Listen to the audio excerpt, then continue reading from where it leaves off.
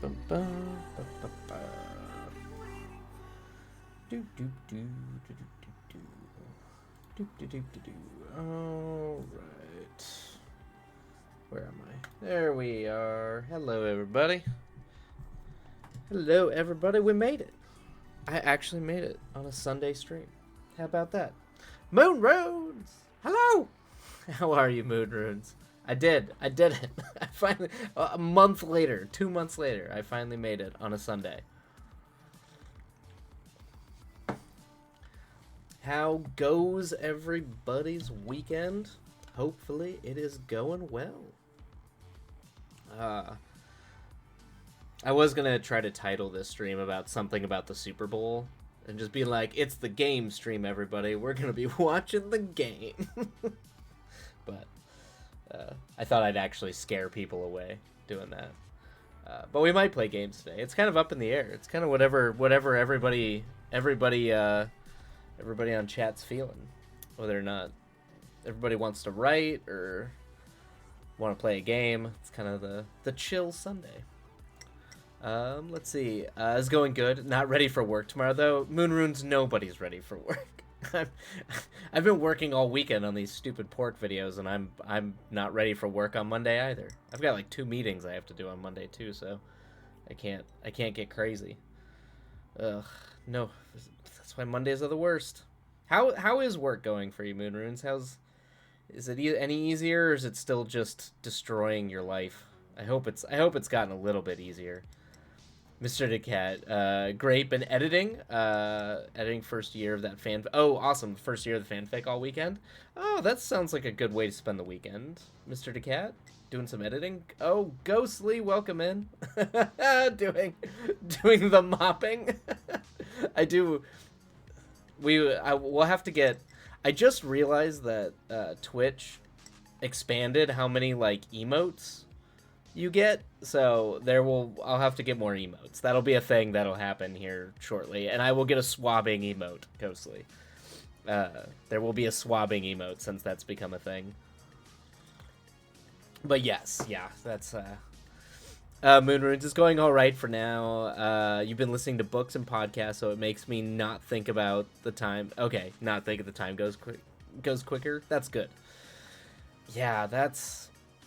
I feel like I've gotten so little writing done because of these pork videos that I'm working on. It's been rough. I'm kind of hoping that this week will be the beginning of me being able to like do the pork videos and get my writing done, because I've barely gotten any writing done since the beginning of the year, since like the middle of January, and it's bumming me out. But I'm glad that you're finding ways to make the time pass faster, because sometimes, man, it's the only way we can get through the day. Mr. Cat, I can't stop. I'm addicted to the fanfic. Then don't. Yeah, then just keep working on it. Nothing. No shame in that. Just dive into the fanfic and love the fanfic. It's if that's where your passions lead you, follow your passions. You know, because as with all things, you'll finish it and then something else will come up and you'll want to go do that. So might as well do it while you're feeling the vibes. Since I finished my sequels draft, I haven't done anything, so I'm getting back on the wagon starting this week. Yeah, I mean, Moon Runes, that's a good time to like take a break, let the brain rest a little bit, because you just finished 2 full, like, another book. It's crazy, a whole other book. It's nuts. So you've definitely I don't think Moon Runes has ever not been productive in terms of getting the writing done. You and Ghostly both are just troopers. Ghostly, I'm drafting an email letter and questioning if I actually know how to speak to people. That's fair. I always just try. That's the time where I'll use the email like auto generation, where I'm like writing a thing, and if it auto generates, I'm like, that's what a normal person would say, right? And then I just click it and hope that doesn't make me sound like a crazy person. Have you had a time to look at year 3? It's not too bad. I haven't, not yet. I have not been able to look at it quite yet, Mr. DeCat. I'll probably look at it this week. So on one of the streams this week, I'll be able to do it. and give you at least a little bit of feedback. Moon Runes. I read fanfic an absurd amount. I just started a new one today that has a staggeringly 400,000 words, and I'm so ready for it. That is a Titan novel. That is a ghostly length novel right there. I mean, embrace it, love it. I'm trying to think. I know that there's like a whole website for fan fictions. I don't think I've read a fan fiction since I was in high school, and I used to read. What did I used to read? I used to read a lot of Star Wars fan fiction and a lot of, like, yeah. I mean, that was pretty much it. When I was younger, I really only looked at Star Wars fan fiction. I never went outside of that. Solidary, heck yeah. I'm taking your advice and writing a letter to the writer of that comic. Oh, good. I'm glad you are, Ghostly. I'm really, really glad. Nah, I tap out at 150k. Right now, Ghostly. Give it time. If there's two people so far that I have the utmost faith will write a 500k novel someday, it's you and Moon Runes. Mr. Cat, mine's defo gonna be 100k and over. Okay, yeah. Yeah, there's no shame in that. It's fine. Like, you don't have to worry about the word counts. I know some people get fussy about that, but there's no reason to worry about it. That's funny. The the fanfic I'm reading right now. Oh, it's in the Star Wars universe. Awesome. That's awesome. There you go. There you go. Let's see here. Until my Pimp the Final Fantasy or until my Pimp the Fantasy Road Trip novel says differently. That's true. For now, though, we'll see. I was thinking of writing a fanfic, but I don't know yet. I mean, it's up to you. It's kind of I see some if you're passionate about it, and it's a great exercise, absolutely great exercise to kind of be able to do the actual writing and not necessarily have to worry about like coming up with brand new characters, brand new world. You can kind of let other people's world be your playground. It gives you it kind of lets you feel like you can experiment and play with ideas. So I always felt like fan fiction was a really good way to explore what types of stories and narratives you're attracted to. On a very it's a very easy way to do that, and so that's where I find fan fiction to be really good for writers. Though that's going to be in total since it's split between different stories. Oh, interesting. Okay. I have some old ones on fanfiction.net, and I actually don't hate them. Yeah, that's great. Man, fanfiction.net is a whole thing. That's where all that was what I remember hearing about all the time. I never really delved too deep into it, but I love hearing about it. I think that's where I used to watch a lot of was it Sarah Zed's YouTube videos, because she would always deep dive into a lot of the fanfiction world. It's always a blast to hear about them. And of course, I think I remember everybody I think has heard of My Immortal and the weirdness that My Immortal was. That's less just a fan fiction and more just a strange internet oddity. Hey, the kids are asleep. Welcome in. Fanfic can be so fun. I agree. I think it really is. It's a good time, both as a reader and a writer. Ghostly. I'm honestly just trying to get my mind off D&D right now because we left on a terrible cliffhanger. Oh dear, Ghostly, you're on a cliffhanger. I last week I left the campaign I'm DMing. They definitely fell into a trap and are now heading to one of the big bads. Very, very, very depleted in terms of their resources. So I think they're ready to die. So we'll see. Actually, that was one of the things I might work on today is campaign prep for that game. But yes, that is sometimes that can end up taking the mind is D&D cliffhangers. Mr. Cat's Harry Potter, so it's going to be one for each school year and beyond. I think I posted mine on AO3 first. Oh, okay, interesting. That's cool. I like that. Moon Runes, I love AO3. Okay, yeah. And we do not pick up for... oh, no, you left on a cliffhanger for a 3-week break? That's brutal, Ghostly. I am sorry about that. We, in theory, should be playing... we should be playing this week, so they don't have to wait that long. Moon Runes and Harry Potter, that's cool, yeah. Mr. K, it's based on... ooh, the Hogwarts Mystery. Oh, the Hogwarts Mystery game, which is prequel. Wait, is that the game that you were playing, Moon Runes? Is the Hogwarts Mystery game the most recent the most recent Harry Potter game? Is that the game that you were like that was like crack for you? I think that was like the big was that the big game? Oh, it was Magic Awakened. Okay, gotcha. Okay, have you played Magic Awakened? I have not. I obviously haven't played it, but oh, wait, Magic the Awakened. Are you... that's not the card. No, that's Magic the Gathering. That's Magic the Gathering. See, this is my brain. I'm going to go to those things because I understand what those are. Magic the Awakening. It was Magic Awakened. What is that? Is that like an RPG? Is it a video game? Oh, you do fight with cards, though. Oh, interesting. Is it like a...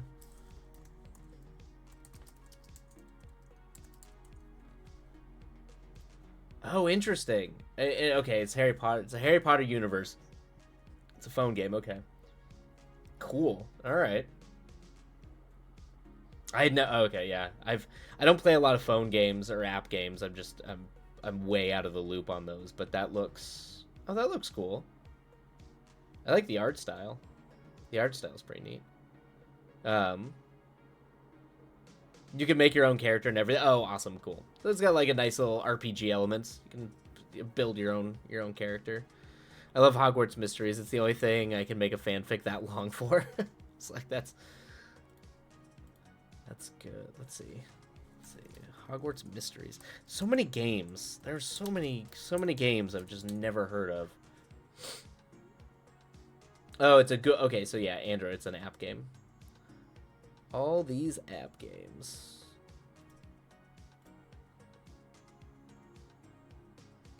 Oh, that looks cool.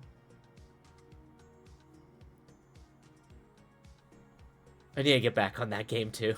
There's so many games. I mean, I'm trying to get back into my I'm doing my Dark Urge playthrough on Baldur's Gate 3. Trying to dip my toes back into that monstrosity, because that game will just devour time, because it is just it's like, for me, it's I get to play D&D finally instead of running a game. So it's I fall down the rabbit hole of playing that for like 6 hours a day, and I'm like, I can't do that. I do not have that kind of time. I'm a bug simp for a character called Marula, who isn't everyone's cup of tea, but you love her. Okay, and Chiara, is she cute? Oh, okay. Are those from the Hogwarts games? The Hogwarts Mystery game? Ba-ba-ba. Yeah, okay, gotcha. Cool. Yep.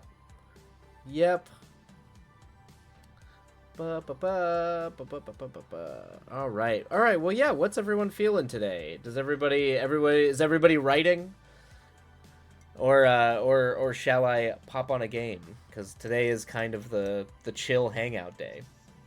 But I've got plenty of RPG prep I can do if people are more interested in writing and doing sprints. That's like a poll thing I should probably do, but I don't know how to do polls yet.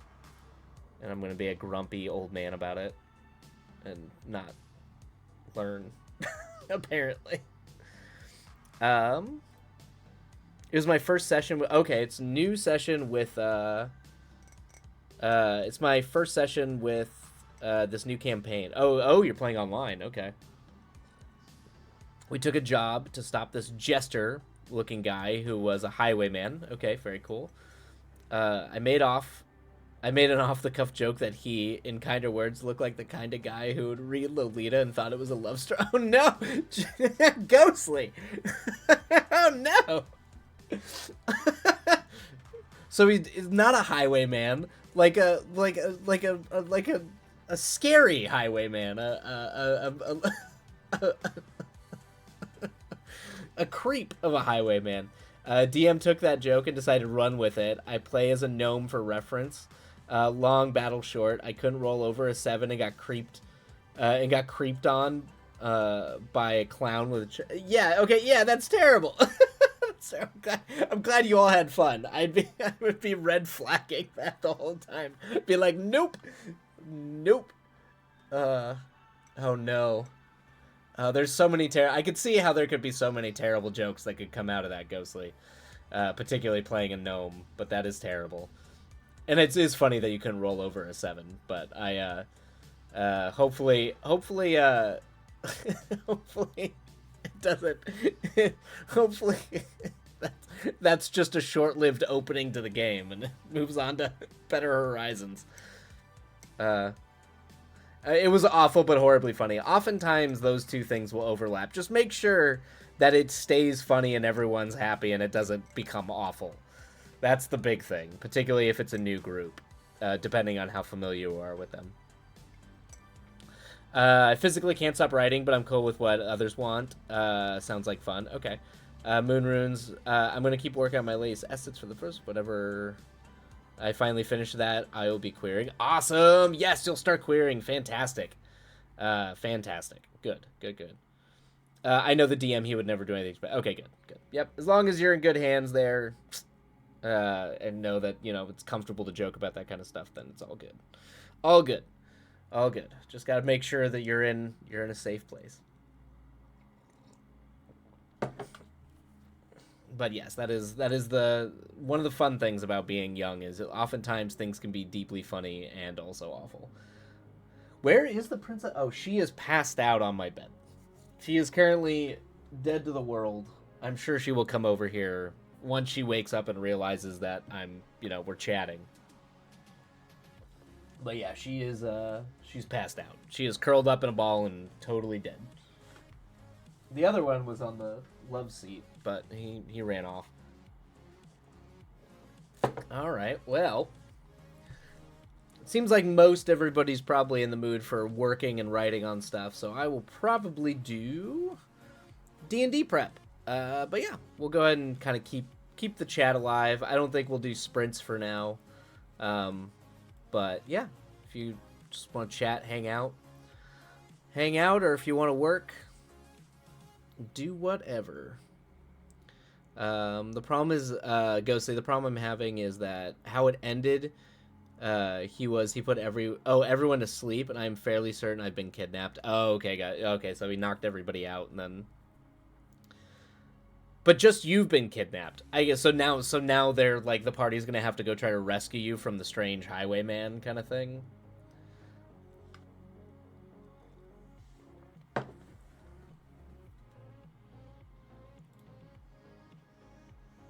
Let's see here.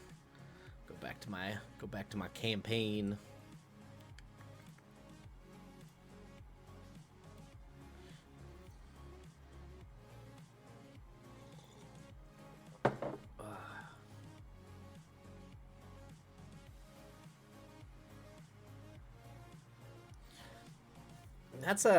The only problem with doing something like that is I feel like splitting the party in that way I guess on an online game it might not be quite as hard, but the hard thing about doing that is like you kind of have to shift between groups and kind of figure out what everyone's doing. I always feel like there's pressure to then reunify the group as quickly as possible as a DM, because then you're kind of like it becomes two separate games that you're running.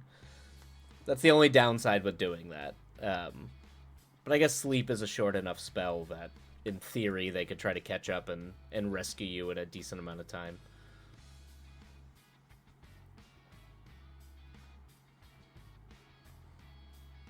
As for my group, I feel like my group, they were just being foolish. Like, they walked into a house full of, like... Essentially, there's these gems that had put... that were like proximity triggers to trigger traps where undead came out of the walls of the house, and they knew it was there, and they just like went in anyway and triggered all the traps. Like, I don't know why they did that, but of course they got overwhelmed very quickly and now are gonna have to be escorted to meet with the Hag, who is one of 3 villains that are conspiring to destroy them, or recruit them, destroy them or recruit them in this town. So I just sometimes, man, I give them all the things. Like, you give them the clues, and they don't. They're just like, we go in, and I'm like, oh, okay, all right. The DM framed it that everyone was thrown into their worst nightmare. Okay. One character was surrounded by rats, a lot of rat-related trauma with that one. Another had to watch his previous character die in a loop. Okay, so yeah, so they were just stuck in their own internalized nightmare based on their fears or whatever it might be. My character Core woke up tied to a chair with a magical tied to a chair with the magical creep. I have a feeling I am not dreaming. Yeah, that is that does not sound fun. That does not sound fun at all. But yes, the DM would never do anything outside the realm of comfortability. Good. As long as they do make that clear. Yeah, I don't know. Even in situations like that, like, there will be off the cuff. Maybe it's just because we're all a lot of the people that I run the game for are also dads, their parents. So I mean, they're good time. Like, particularly now because they're dealing with a hag thing. So there's definitely, like, hags like corrupting the youth, and kids, and kids turning evil and murdering people, and that's like I can get away with that kind of stuff. But like, I think in that, what you're describing there, Ghostly, would not be running that for those people, because it might be more parental mentality, but they would not enjoy that at all.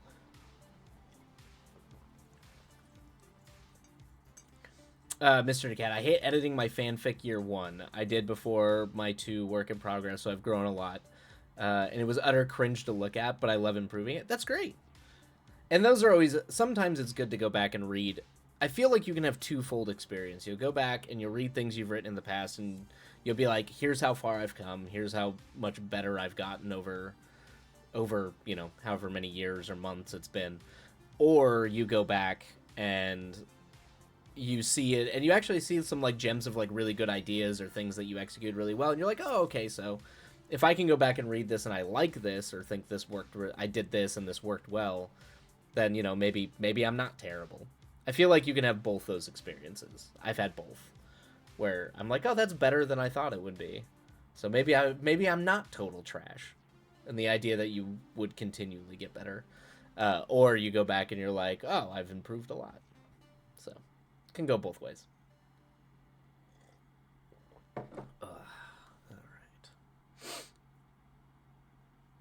It's a joke because I am the one who accidentally brought this upon myself. We're all a young bunch, so I guess this is why it isn't triggering. Yeah, that makes sense. Yep. But that is the funny. Yeah, so you have stumbled into a thing and brought it upon yourself, in terms of, that's what you know what they call that in improv is yes-anding.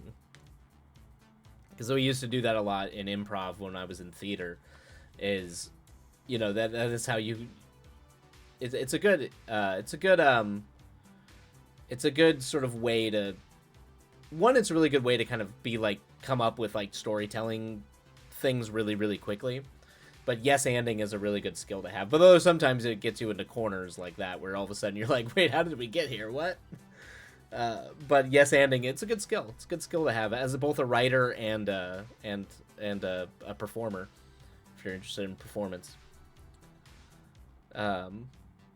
That's why I am no longer to make jokes. The group is like, you are universally not allowed to make jokes anymore, Ghostly. No more jokes.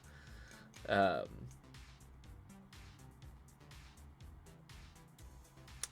Cat, okay, you're gonna go and do sprints so I can chill and rock out to music. Also, I'm so glad I can't look at the shit I wrote in high school. God knows how cringe that would be. Gotcha. Yep. I mean, sometimes you'd be shocked. Sometimes, Mr. Cat, you would genuinely be shocked. I really do think you would be surprised how there's stuff in there. There is going to be things in there that are better than you think they are. There's definitely cringe stuff, plenty of cringe stuff, always going to be there. But I think you'd be surprised. There's some gems. Creative, there's gems. Don't think you don't think you didn't have good ideas back then. You definitely did. Ghostly, that's how I play D&D. The yes and to add onto a story and keep building. Yeah, yep. Well, because D&D is partially an improv experience. It's communal storytelling, and in a lot of like other games that removed kind of the more like mechanical elements of it, the less die rolly, less math, and went more like I guess what they would call like storytelling games, like Blades in the Dark and things like that. Um, where those are just straight. They are just like those games are in a lot of ways just improv games. They're very specific narrative rules that you follow, that create then everybody kind of essentially yes ands, and there's no real DM. Um, which is funny when people are like, these are the new games in the RPG world. And I'm like, this is improv. It's just straight up what actors have been doing for years in improv. Same thing, just in like a fantasy or like a heist thing. But they did that for Power. I think they call it Powered by the Apocalypse, I think is the name of like the quote unquote system.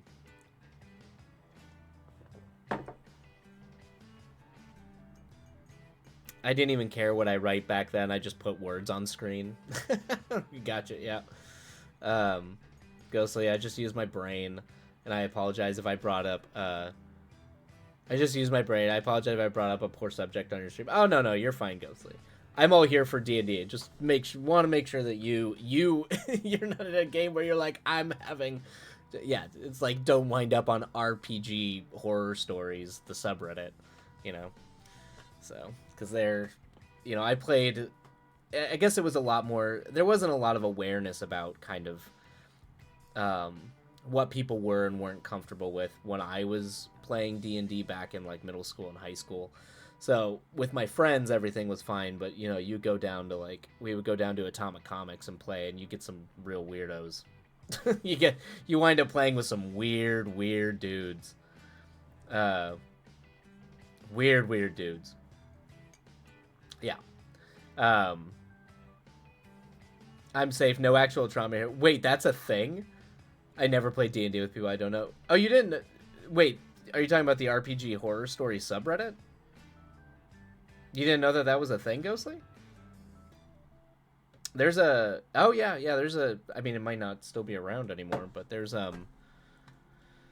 there is a subreddit called RPG Horror Stories. I think it's still around. Yeah, it's still on. Yeah, it's literally just people posting about, like, bad DMs, things like that. Bad DMs, people who just didn't listen... Or sometimes you get some kind of like drama, like tea drama, which are always kind of funny about how like, particularly some of the weirder ones where like by the end of it like everybody has hooked up with everybody, and it almost reads like a reality TV show. So that's soap opera. Those are the one I find those amusing, but there are some in there that are genuinely like terrifying and bad. The ones where it's like a soap opera, I can't help but find amusing. As someone who was in a tight D&D group where everybody dated everybody in high school, it was like that. I at least find those mildly amusing. So, Mr. Cat, you haven't played D&D either. Yeah, it's not for everybody, but if you like gaming and you like gaming and like kind of communal storytelling, if you find a good group of people, it's a good time. I highly recommend it. I think it's great for writers. It's great for any kind of storytelling. I think it's a genuine, like, it's a really, not just D&D itself, but tabletop RPGs that you play with people. It can be anything. Like, I didn't start out playing Call of Cthulhu. I started out playing, like, Vampire the Masquerade and Call of Cthulhu, and then eventually got to D&D a little bit later. Because I was more into, like, horror gaming. And Vampire the Masquerade was a lot easier because you could just be a goth kid, which I was, and pretend like you were a vampire or a werewolf or a vampire hunter, and you just have like a couple D6 in your pocket, and really it's just you walking around a house party pretending like you're all secretly vampires. It's super lame describing it that way, but it was a good time. Like, it genuinely, I did it all the way up until college. It was a good time. Sometimes you'd see those kids playing at Denny's at the middle of the night, and that was a little funny and weird, but it was a good time. I defend it. I defend being that loser who, who, who was pretending to be a vampire with their friends when they were in high school for an RPG. Anyway. Oh, geez, I play with... I keep forgetting. I need to pull this song off this playlist. I don't know. That song keeps popping up, and I feel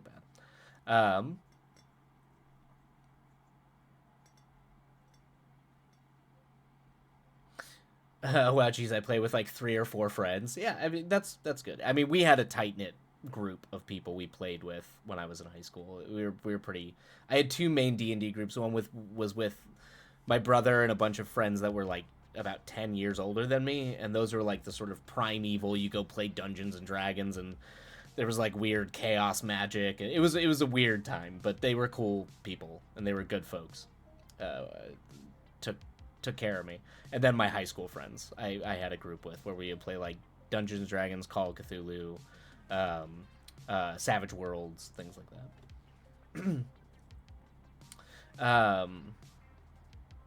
that. More of I have no one to play with. Got you. So I tried solo a few times. It's fun. I actually like playing solo. I play a few Call of Cthulhu. There's some great Call of Cthulhu solo adventures that I highly recommend.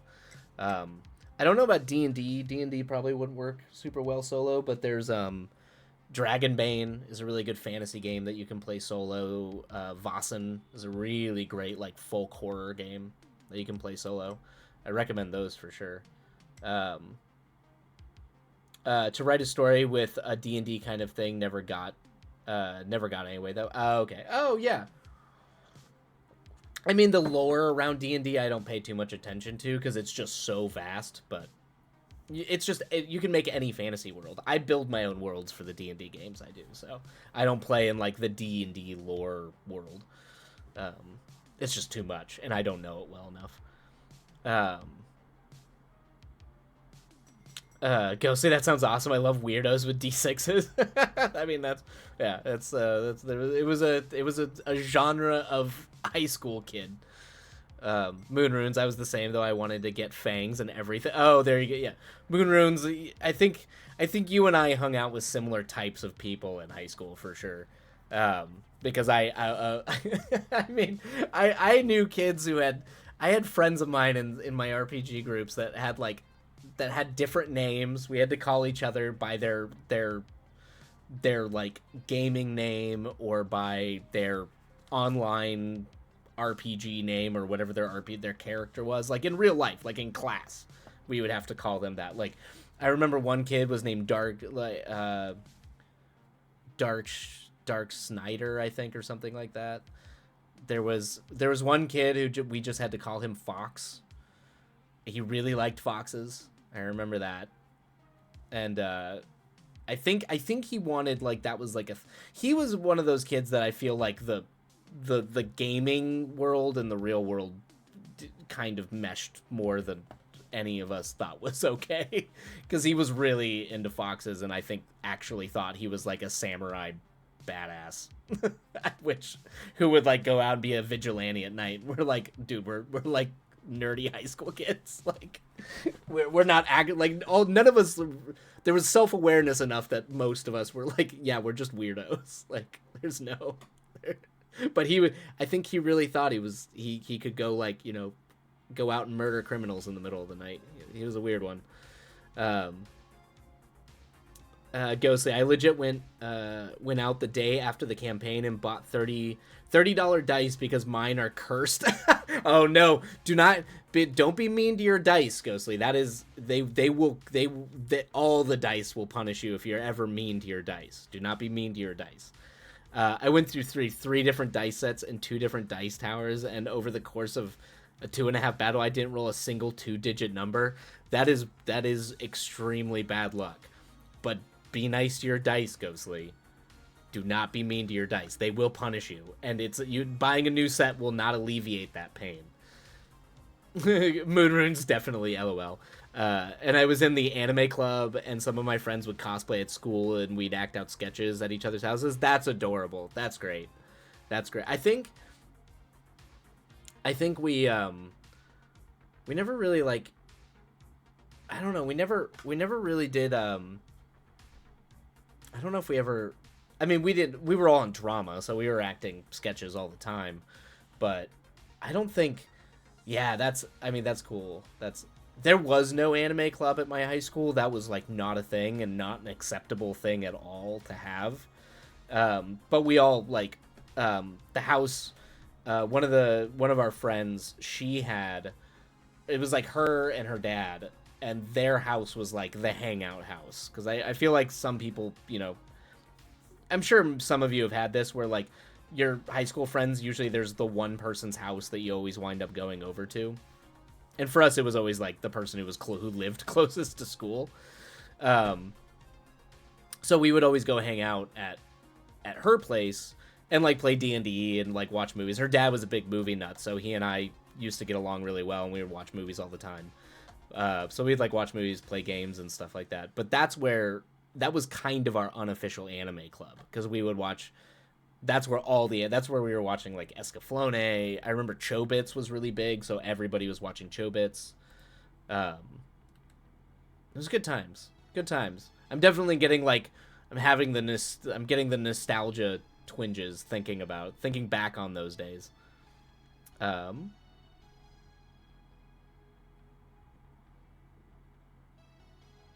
Your high school experience sounds so much cooler than all the high school movies portray. It's funny that you say that, Ghostly, because usually that's not what that's not how that happens. It's like usually you see the high school movies, you're like, man, I wish high school was more like that, not like like how much it sucks to be in high school. All right, Mr. DeCat. Oh, you're doing your first sprint. Good luck. Happy writing. I hope your sprint goes well. Happy writing. Get those words done. Moon Runes, we even got to go on go to Japantown. Oh man, in San Fran as a club field trip. Oh, is that the one where Fanime's at? Are you talking about actually, I think Fanime's not in San Fran, but it's next to San Fran. Cuz there is because I've been to Japan. Oh no, there is the little Japantown in San Fran. Yes, okay, I've been there. I did go there once. You know what's really funny, Moon Runes? I saw a wedding there. I was going by just like looking for like a good like ramen shop or like some good sushi, and I mean the most adorable, weebs, and I say weebs with love because I am a weeb anime nerd, but like just the most like, I mean, like dude had a katana and they were getting married under a gazebo in Japantown. It was magical and lovely, and but also hilarious, and I loved every minute of it. Oh my god, I used to have so many Chobits manga. Yeah, I mean, Chobits was Chobits and Fruits Basket were huge when I was in high school. That was like those were the big ones. I mean, those are the big ones. Those are like the big like. There was a lot of that. I remember we watched a lot of Escaflowne. I didn't mind Fruits Basket and Chobits too much. A lot of the guys, I think it was a little too like female centric for them. I didn't mind it though. I liked them. But we would watch, like all of us communally would watch a lot of like Escaflowne, Record of Lotus Wars, things like that. I mean, a lot of fantasy themed stuff. Every time I go, I have to go to Japantown and get Dango. Oh, yeah, you have to. I mean, that's the only place I consistently go in LA these days is Little Tokyo, because I love that place, and it just brings me joy to be down there when I get out of the house. The rare occasions I leave the house. That's awesome. Goals. Let's say. Oh, Ghostly. I was homeschooled from kindergarten to senior year. Oh, that's right. I remember you mentioning you were homeschooled. And my only reference for you school people was High School Musical and 16 Candles. Which high school is not like any of those things, Ghostly. It was not at all like that. Gonna level. I think goth weirdos pretending to be vampires sounds a lot more fun than the Breakfast Club. Yeah, I mean, a lot of that stuff happened outside of school. Like, when we were at school, like when you're actually at school, everything is lame. I don't know. It depends where you go to school. I went to school at a time where being a weirdo wasn't, in a place in a time where being a weirdo was like not, like people weren't like, people didn't people didn't like it. Like it was not a fun time. It was like I remember my friends and going and hanging out in high school as being like a good time, but like the actual high school experience itself, outside of a few very good teachers that I had who I really got along with really well, and kind of like were really good to me, I I don't, it was not good. It was really not good.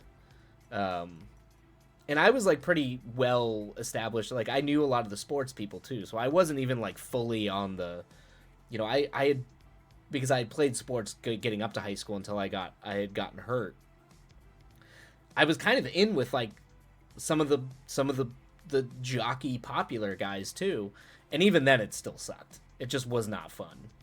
It was not fun. But that's what, I was in Arizona, and it was a very religious, very right wing part of town. To be like kind of a weirdo was not really accepted, and also it was like the height of right after 9/11 and the Iraq War, which a lot of people who are younger, I do not think really understand just how insane things were then, and how crazy people were. Like one of my best friends in high school and middle school was Iranian, so it was like a thing with like I was very well tuned into, where we had to like be careful where we went with him because of like violence and stuff. So it was not a good time to be a weirdo. Not a good time. um I think the high school experience exceeds just the school. Yeah, yeah, that's fair. And I think the outside of school experiences were a lot of fun. I did have a lot of fun, and like theater was a blast. I had a lot of fun with theater. Um, yeah, my first two high schools kind of sucked, and I only had fun when I got my third one. Okay, yeah. Oh, you moved a lot. Moonrunes? Do you think that like location had a lot to do with that? Like where you were at? Because a part of me feels like that was. It kind of depends where you were. Like depending on like if you were, because you're always going to be able to find like a little group of friends that you could kind of like, you're always going to be able to generally find that depending on where you're at. It's just like how big and how bad the rest of the school is. And I was in a very big school, but I can definitely say, if you're talking about like High School Musical and stuff, the only people dancing on tables in my high school were us, and we got yelled at all the time for it. And not because we were doing musicals, because we were just spazzes and being weirdos. But we did run up and be crazy on tables. But we just got yelled at for it. I think so. My first one was in Campbell, California. The second one was in an uppity area of Reno. Ah, gotcha. Yeah, that would do it. They didn't have anime club. They didn't have anime clubs and cool language classes like my third one. Oh man, they had cool language classes. Did they have Japanese? Is that why? I was gonna be like, if there was an anime club, there had to have been a Japanese class. We did not have Japanese. The only classes we had in my high school were Spanish. You took Japanese? Awesome. Yeah, that's cool. When I was in high school, it was just German, Spanish, French, and it was Latin. And Latin was only there my freshman year. The Latin teacher retired, and they never replaced her. And I took Latin my first year of high school, and then I took German the rest of it. Which, by the way, was a great choice, because the German class and teachers were awesome. Something about it, they were cool. My teacher taught Spanish and Japanese. She was so cool. That's awesome. Spanish and Japanese? Sweet. I'm always very jealous of multilingual people. I definitely fit into the sort of like lazy American stereotype of of only being able to speak one language. I can get by in Chinese. And I've been trying to teach myself Japanese, but and the German just left. I remember none of the German that I took in high school.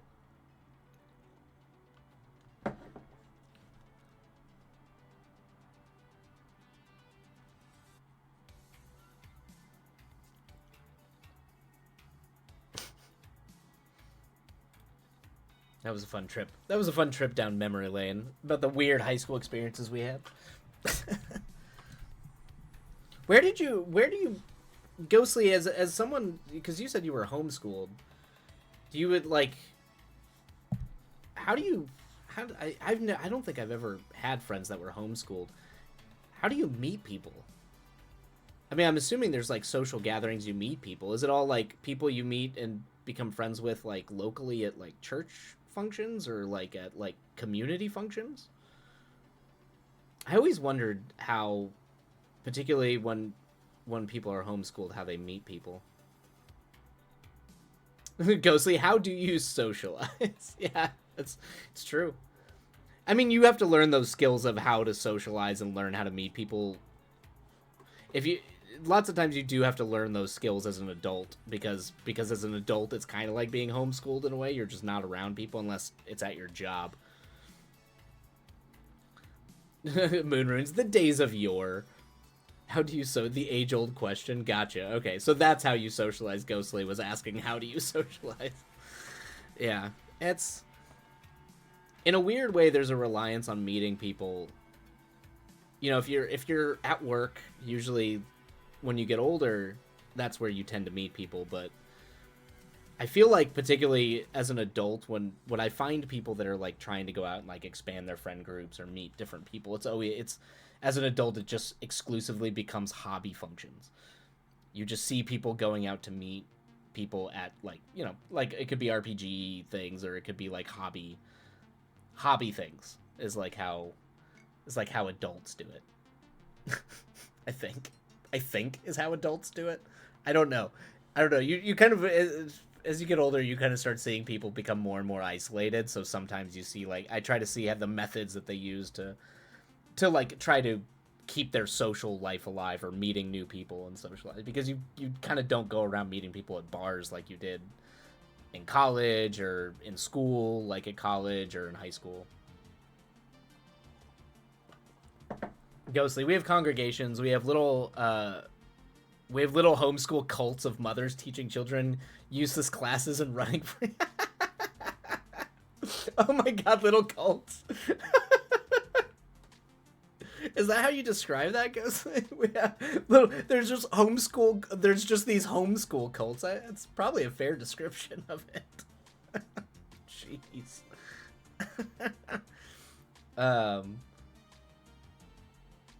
Mothers teaching children useless classes and running free. I love the image that paints in my brain is fantastic, Ghostly.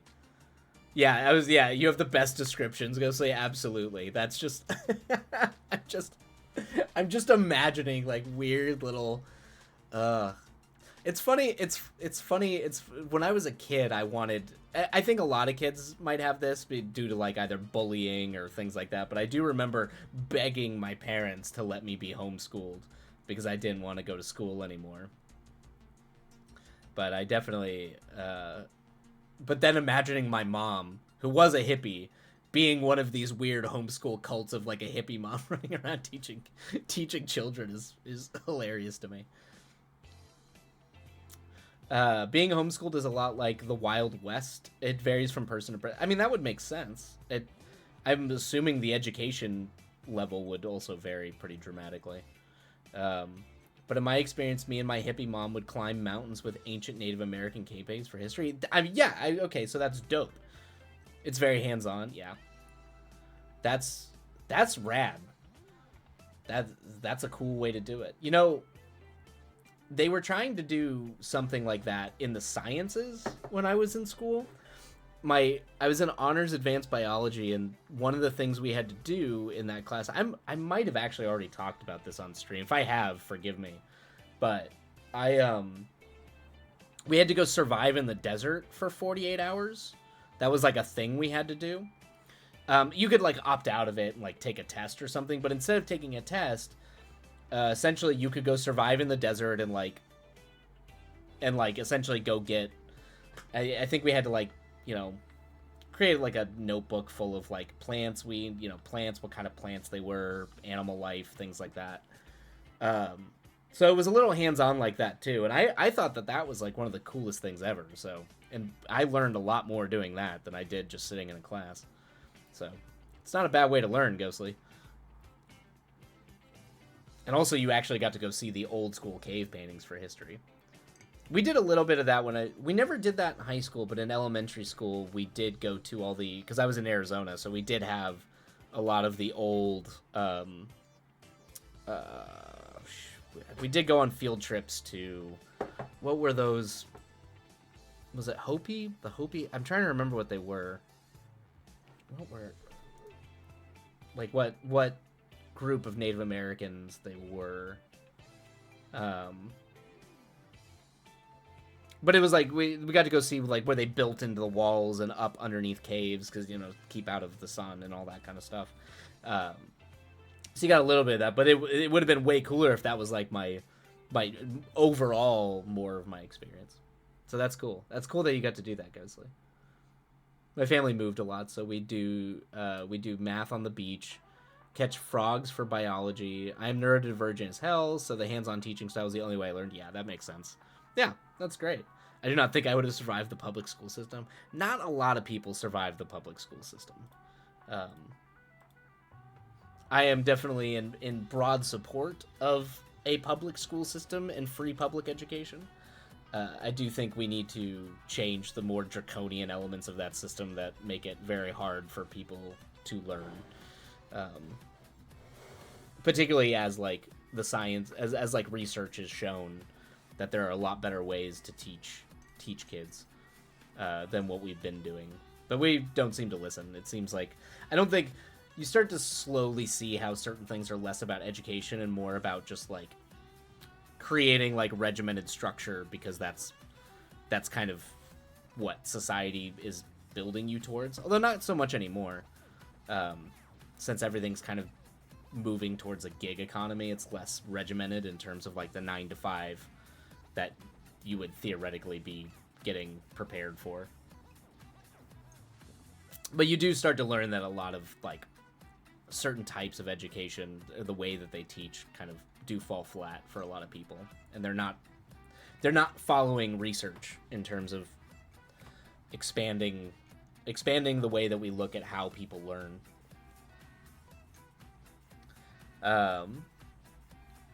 Like the past 2 years of high school, I didn't even take grammar English because of how much I read and wrote. My mom just said, "You're good. You're doing this on." Yeah, that makes sense. What's funny is I had a lot of English teachers who just kind of did that. They just like they just did not have me. They did not have me on the. I didn't have to do the book reports or anything like that, or they would give me the book and I would read it and turn in my book report like that week, and then they would just let me read books on my own. I don't know if have I ever told the Cuba story on stream about that? I might have. My English class in middle school, I separated and put Cuba on my desk because I was separate from like the thing, and I would throw like paper at people. And all the teacher did was just give me books to shut me up. Like that's how she handled me. She just let me be away from the class to not even associate with the class. Yeah. I feel like the public school system would not accommodate that today. I think I just lucked out and had pretty good teachers that put up with my shenanigans.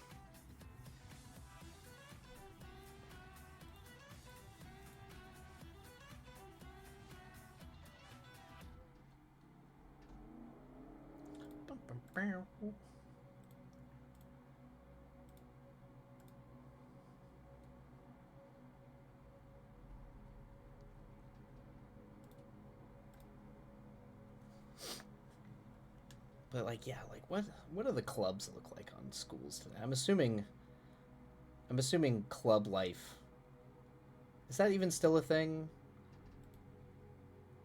don't know. I got out of when I left like primary education. I remember all the clubs being removed due to everything was focusing on STEM, like sciences and mathematics. So they were getting rid of all like the liberal arts, creative arts. They got rid of like all of our tech classes. My last year of high school, and I think they were getting rid of like some of the art classes. I don't know if they ever did fully commit to that, but that was like the trend when I was younger.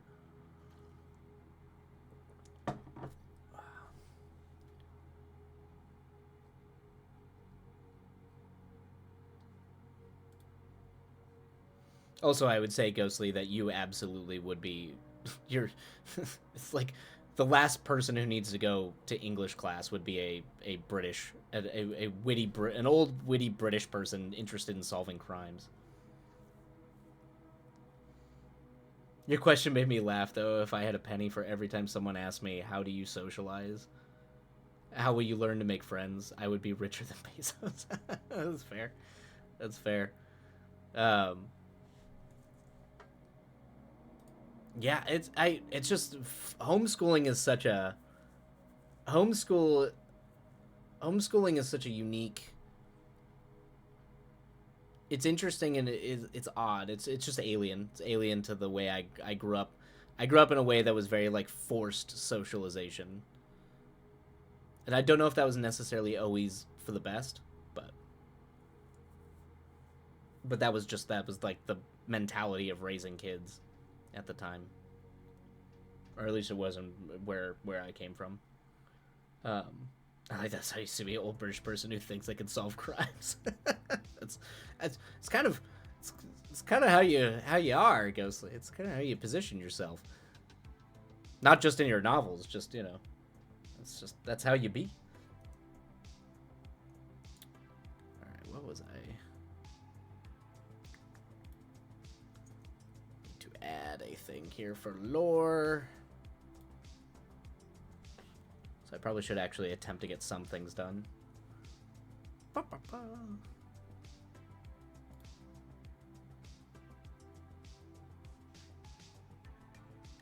I like to think I know how to talk to people. We will not talk about how I entered the stream asking how one talks to people. There's some cognitive dissonance there, Ghostly.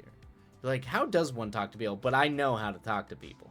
I don't want to give everybody the false impression. I'm actually a social darling, but how, if I wasn't, hypothetically, how would I talk to a person? I mean, that's fair. I look, the duality of, exactly. The duality of man, indeed. That's, you got it, Ghostly. When someone asks something that's completely diametrically opposed to the to the thing they just said, the duality of man. Oh, there's Princess. You went. Come here.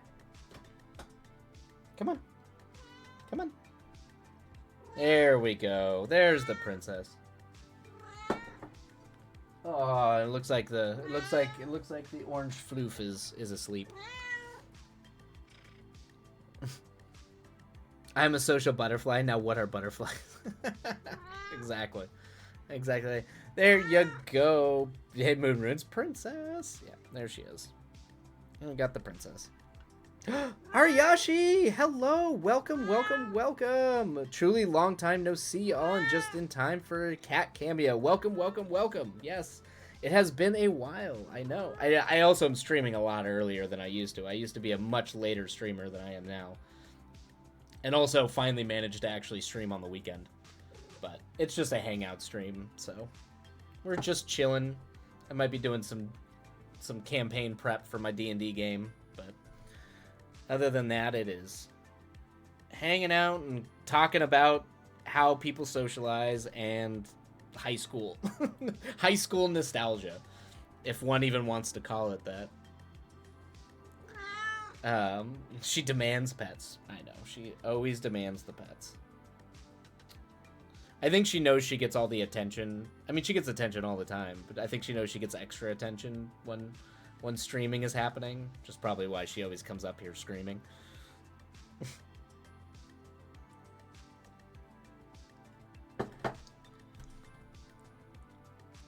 But I wouldn't worry about the how does one talk to people, Ghostly. It is that is an ability that I certainly have not figured out, and I think most people have not actually figured out.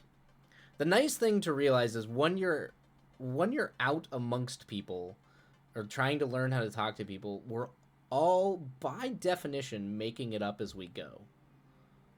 We like literally we're pretending like we know what we're doing. And no one really does. Some people just seem to be better at it than others, but my theory is that no one's actually good at it. That's my theory. That's what I tell myself to feel better. No one's actually good at it. Oh. Hello. This will be stream. Stream is just gonna be me petting UA for the next hour.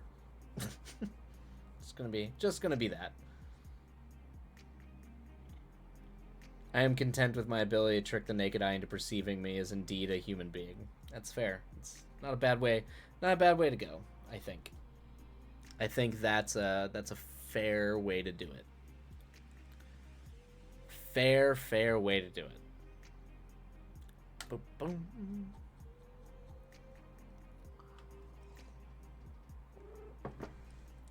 Yeah. The nice thing is, like, I think because if you can kind of be in an area where you know interests are overlined, it's not completely out of the realm of it's not too off-putting to just immediately start talking about the thing. It's the one nice thing about doing the film thing out in LA, as much as it can also be insufferable, is the fact that usually if you meet someone who's really into movies or someone's watching a movie, you can kind of almost guarantee that if you want to just hyperfixate and be like, I want to talk about this movie for 40 minutes, they're probably more than likely going to be willing to do it. So, try to set yourself up for success. If one wants to call it that. Oh, down you go. Okay, she's running off. I finally set my camera back up, and now I can check on Piper every 2 minutes like a crazy cat mom that I am when I'm not home. Update: she has not moved since I last checked. In those 2 minutes, she has not actually moved. I don't know. I support this, Moon Runes. I don't think that this is crazy at all. I think you absolutely should be checking in on your cat every 2 minutes to make sure that she is okay. I don't have a camera, but I kind of think I want one.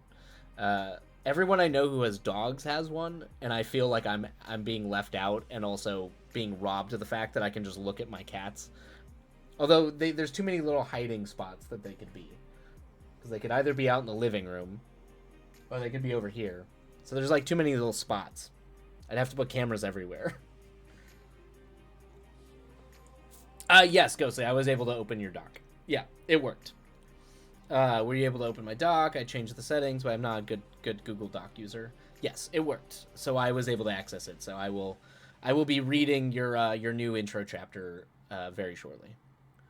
I sold my soul to Microsoft Word 5 years ago. Yeah, everybody was using Microsoft Word for the longest time. So that's not altogether that surprising.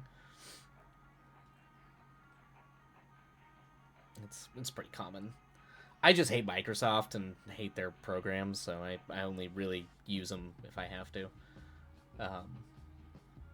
Moon Runes, it's worth it. The one I got is a Roku one, and you can speak through it too. It has night. Wait, so you can talk to Piper? You can speak through it? You can literally just be like, Piper? You could like whisper Piper to Piper? Because that's amazing. I want that. I want that because I would be whispering to my cats all the time like an insane person. I would be doing that all the time. I think, okay, there's $20 at Walmart. Oh man, oh no. This might cause a problem. This could very well cause a problem. Excellent day. I'm filled with uncertainty constantly. That's fine. That's just anxiety, Ghostly. There's nothing wrong with that. It's just anxiety. Moon runes. Yeah, she looks over. She looks over with huge eyes like, what the fuck? Yeah. Oh yeah, I'd be doing it. Shmoo. Shmoo. Shmoo. Oh, you gonna slow blink? Oh, slow blink. Oh, I got a slow blink, everybody. I got the slow blink. Yeah, I would be harassing them constantly. I'm not gonna lie. The fact that if I can whisper to them, that is, I'm gonna be like at work on a job, and people are gonna be like, "What the hell are you doing?" I'm like, "No, I'm whispering to my cats," and then that would shut down production for like an hour and a half while everybody tries to whisper to my cats. I can already see it now. It's a dangerous thing.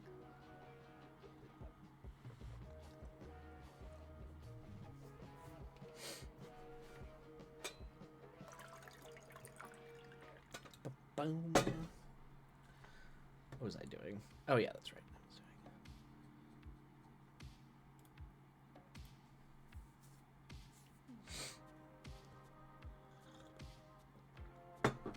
Like in the process of trying to set up a very tragic, or not tragic, but a disturbing reveal for one of my players, since I think they are going to realize that they are in fact the child of a simulacrum created by an ancient evil wizard, and which is also wild because it's essentially like a version of cloning. I don't know. I'm clearly being influenced by Jack Vance's The Dying Earth and just getting really weird, like growing people in vats kind of thing. But I feel like that would be a wild, because he's kind of playing a dumb like fighter barbarian, so I just think that would be who's got like some, he wanted his father to be this like magician from the place he came from, so I'm making his magician father, simulacrum of an ancient wizard that has all these things planned out to eventually come back to be able to like steal their body and put his soul into it, like a body transference thing, so he can fight his own evil father in a way. We'll see how well that plays out, but that's the idea. Let's see. My mom used to have a Ring camera in her living room, and she made the mistake of letting me log into it to check on them, and I whispered in it and made weird noises one night and scared my mom, and now they keep it outside. That's funny. I feel, my brother used to do that. My brother used to do that to scare me, but he would do it with answering machines. He would always essentially like pre-record things on answering machines, and then I can't remember how he did it, but he found a way to play it so it seemed like someone was just talking through the answering machine to me when I was home by myself.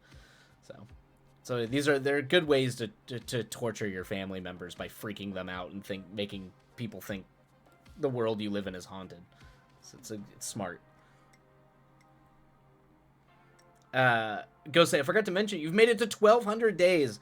Congrats, Ghostly. You are, I mean, at this point, you're at this point life goals to just be like Ghostly and be able to have consistently written words, writing stories for 1,200 days straight. It feels like an impossible feat, but you indeed have done it. I think at this point you might. I'm wondering if there's anyone else out there who's done this. You might be the only one. You might be the only one, Ghostly.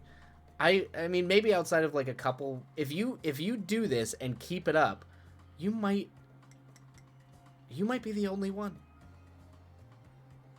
Yeah, Moon Runes. I kind of want to do the Ghostly challenge too. I don't know how to set up my life to make that possible, but if I can find a way to do it, I kind of want to try to do that. The problem is like, I guess Stephen King writes 7 pages every day. Oh, okay, yeah. I mean, yeah, actually, knowing Stephen King, he would be the one person who would do that. But does he actually do it every day, or is that just the rule? Like, okay. Like, is he writing 7 pages on the airplane? Because I have a hard time doing anything on an airplane outside of just being terrified for my life. But, like, if I'm on a plane, I mean, I've been on flights you know, that borders 16 and a half to 20 hours. I guess you'd have to write on the plane at that point, because then you wouldn't be able to say that you wrote every day. And sometimes you're having to deal with, like, airport stuff. See, that's the problem, is I have to figure out how to set up my life to be able to actually have that time. But I think maybe I'll try. I like how Ghostly's like, don't do it. This is terrible. Don't do this to yourself. No, that's bonkers. Are we calling this the Ghostly Challenge now? I think it might be the Ghostly Challenge. I could never do that. Yes, I'm going to make a Ghostly Challenge tracker sheet now. Awesome, Moon Runes. Make that, and share it. Let's all torture ourselves by doing the Ghostly Challenge. I mean, I'm not going to lie. I'd feel pretty... Like, I'm sad the days I don't get to, like, sit down and write. At least a little bit. I mean... It's like something I almost feel like I'd want to do, but it's like, how do I make this work in modern life, in modern living? How do I make this work?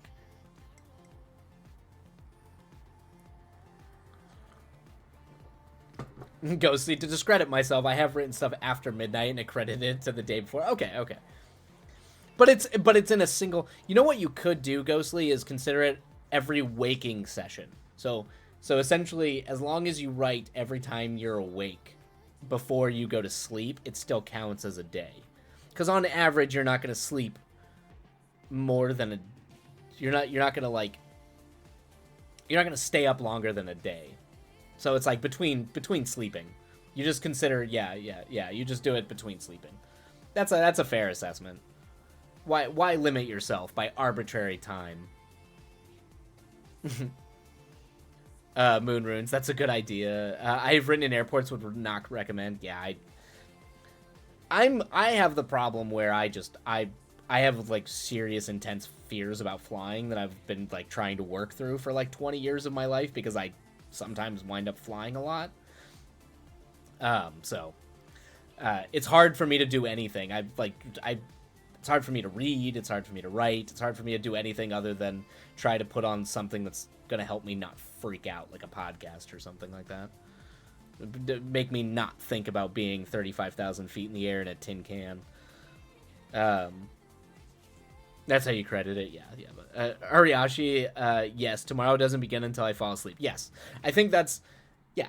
Like, forget time and the arbitrary limitations of time. It's just between waking and sleeping, that's a day. If you're gonna hold yourself to, like, you know, the I do this every day kind of thing.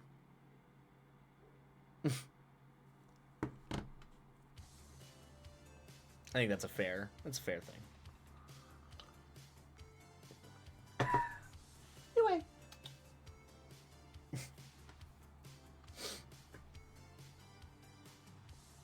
You can come settle. Come on.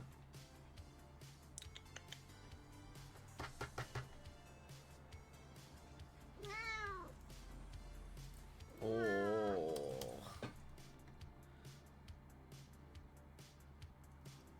Okay. Oh, I forgot about it. I need to add the three. I don't know why, but I like doing villains and or leaders in threes. I don't know what it is about threes, but I like threes. The divine number creates the triangle, the quote-unquote most stable shape. We do historically like threes. I think it's like a geometric thing that we kind of lean into. Let's see here. I'm already sketching out the Ghostly Challenge sheet on my phone. I wish I had my iPad with me, but alas, I'm not at home. We'll get there. We'll have the refined, gorgeous. You can sketch it out and then refine it. It'll be this beautiful sort of tapestry of the challenge. The challenge sheet. This is gonna be the most intense challenge I've taken up since I tried to watch every single episode of Doctor Who, which I did not succeed at. I've watched a lot of it, including the lost episodes, the ones that were burnt that I had to listen to the audio for. But there was a period where I tried to, because I think it was almost 800 or 900 episodes, but I did for a while try to watch every episode of Doctor Who. Um, but to anyone who wants to try it, I will tell you the first 100 days are the hardest. Okay. Then you reach a year, and then it's 365 to 1,000 is a blink. You don't even think about it at that point. You just do it Nike style. Just do it. All right, good to know. There we go, Ghostly. We need your point system. So it's like a fitness thing that you would see on like a fitness regime or like or like on a YouTube fitness program, but it's just Ghostly being like, "All right, everybody, here we go. It's gonna be the first." The first 100 days are hard. After that, it's a cinch. And you're just gonna pump those words up. 500 drags a bit, but the rest is a breeze. I don't know. I think it's a great idea. I don't know. I'm gonna try to do it. I think we're all gonna try to chase you now, Ghostly. You've started a trend. Oh man. Me too, Ella. Yeah, I mean, hey, like there was a period. I mean, I was doing it more for my like mental health, but I did try to write a piece of flash fiction, so like 500 words or less, short story or scene, and I tried to do that every day. And I did do it. I think I did it for like 30 or 40 days.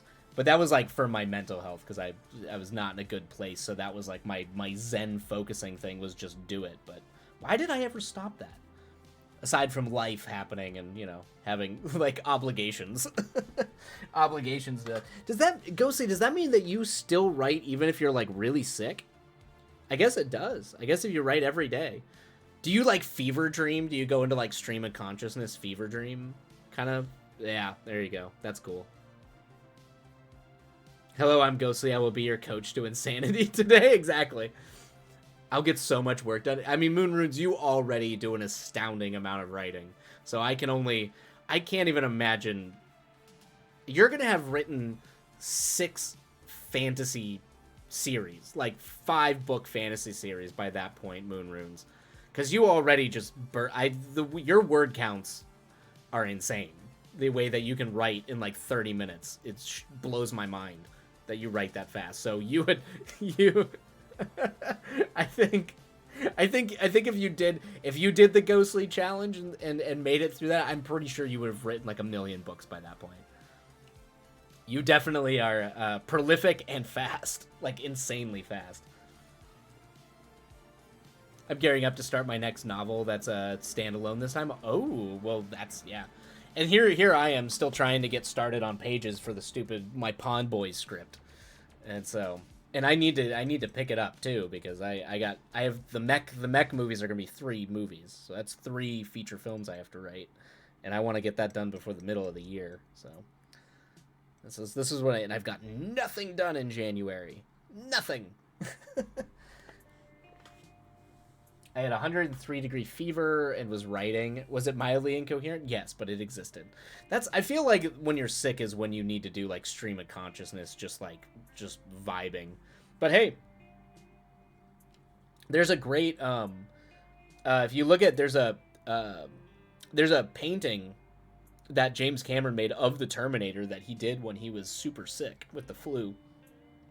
Because he said that it was when he was dreaming and super ill that he saw the image of the Terminator. So he ended up drawing it. I think he drew it when he was sick too. But anyway, he came up with it when he was sick. So there is stuff to come out of that sometimes when you're just delirious and miserable. Sometimes good things can, so just random images, short stories, ideas can come from that. I think I'll work on that with this challenge. Yeah, that's. There you go, Moon Runes. That it's a good thing. Like at least it focus. You know what it does? I think, and I know Ghostly says it's like an insane thing because it is mildly insane. But I think the idea of like it focuses your mind, so you know, waking up, I'm gonna sit down and I'm gonna write something today. Like I know I'm gonna happen. Like no matter how crazy your day is, it's like an immediate thing that you wake up to that it focuses your mind, and that's not a bad, that's not a bad ritual to have. It's in a way it's almost like meditation or prayer or something, like a sort of ritual that is known to sort of like fixate the mind or create a focus for you to do. It does it does lend itself to having a very, very beneficial effect, I think. What is the ghostly challenge? Because I am just writing into the ether. I think it's just write like a nonfiction, or not nonfiction, sorry, but like something fiction related, um, every day. I guess it could be any kind of writing. I don't know, but it seems like Ghostly, you explicitly write fiction with it. I think it would be like any kind of writing that's not journaling, because journaling is a much more. That's I feel like journaling would be a separate thing. I mean, I guess you could include journaling. I don't know. It depends how focused you want to be with it. I would probably keep it straight to like literary writing to a degree, or like poetry or something like that. Ghostly, you should write a book about doing this challenge and your experience. Oh, that's a great idea, Moonrunes. That is a fantastic idea. I think I'm just going to make a sheet for 365 days, and that could be used every year. Just print out another page, yeah, and then just put it on your wall, and just so you can look at it every day and get it. Not to be a pretentious prick, but I have reached the point where writing isn't a challenge; it's a lifestyle. I think that's. I don't think that's being a pretentious prick, but that's what all writers want, isn't it? Yeah, that's what all writers want. They want it to. It is a way. I mean, David Lynch calls it the art life. Like, it's the lifestyle of an artist. You are an artist. This is what it means to be an artist. It is a lifestyle. It's not just a. It's not just a job. It's not just a thing. It is a way of life. I think that's a great way of looking at it. So. Moonrunes, I want this. Oh my god, I want it to be like that for me. I'm getting pumped for this. I know. I think we're all kind of pumping each other up for this. I'm down with it.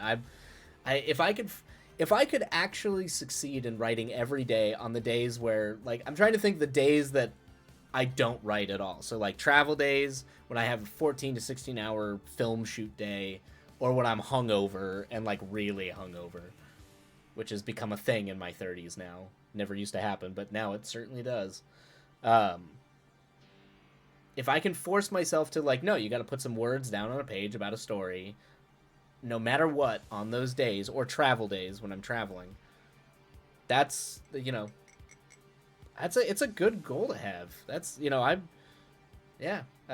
Maybe this is the moment, like, we can all look back on Ghostly's, like, writing challenge and be like, this is the moment when we stopped pretending and became writers. That's far too pretentious and grandiose, but maybe, if it works for you and you find that it works for you and focuses your mind, then there's no shame in it. Then it could be as pretentious and it could be as silly as it is. If it works, it works.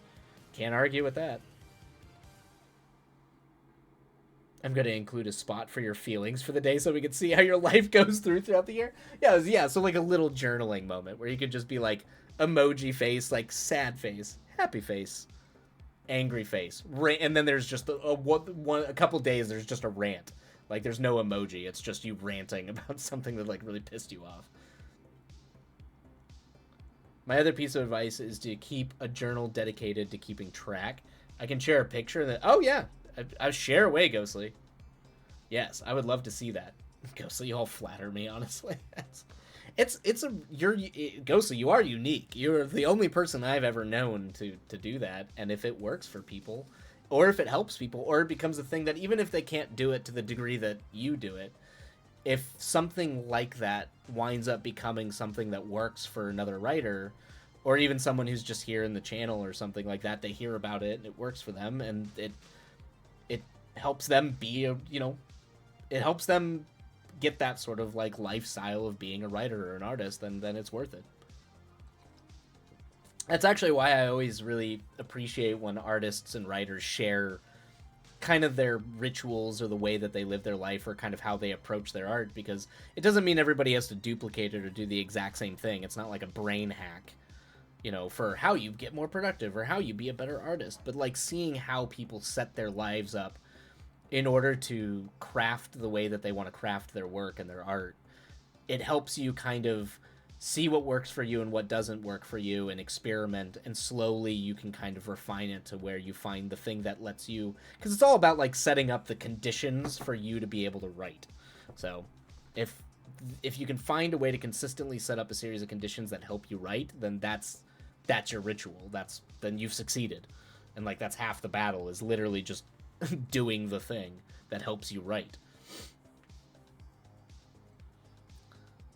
Right. If this changes my life, I will put Ghostly in one of my book's dedications. Yeah, it's if for all of us out there, if this makes us better writers, or makes the writing happen easier, then we all have Ghostly to thank for it. But there is something to be said for doggedly pursuing the craft, and holding yourself to absolutely insane expectations. I don't think it's necessarily sometimes the healthiest way of doing it, but as long as you are not actively harming your mental health or your physical health, then I think you can put any sort of